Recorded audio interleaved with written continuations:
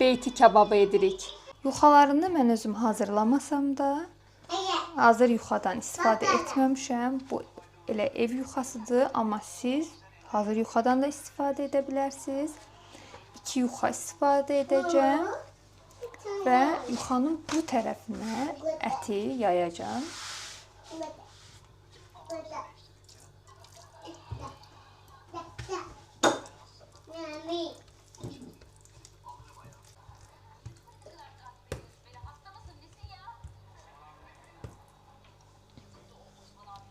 Bu şəkil əti yuxanın içərisinə yaydıqdan sonra rulon halında qatlayıram.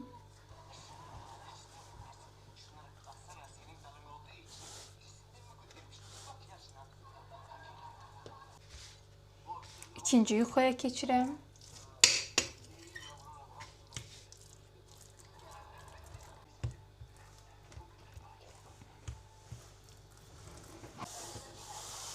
Məndə əlavə ət qaldığı üçün 3-cü yuxanı da hazırlayıram. Bu şəkil soba listinə yığdım. Yanına pomidor, biber də əlavə elədim. 180 dərəcəlik sobada 1 saat bişirəcəm. Kebab dadı versin deyə balaca kömürün üzərinə yağ töküb qoyuram sobaya. Hazır olan beyti kebabımızın üzərinə qatığı əlavə edirəm.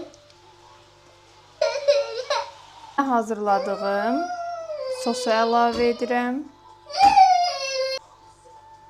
Beyti kebabımız hazırdır.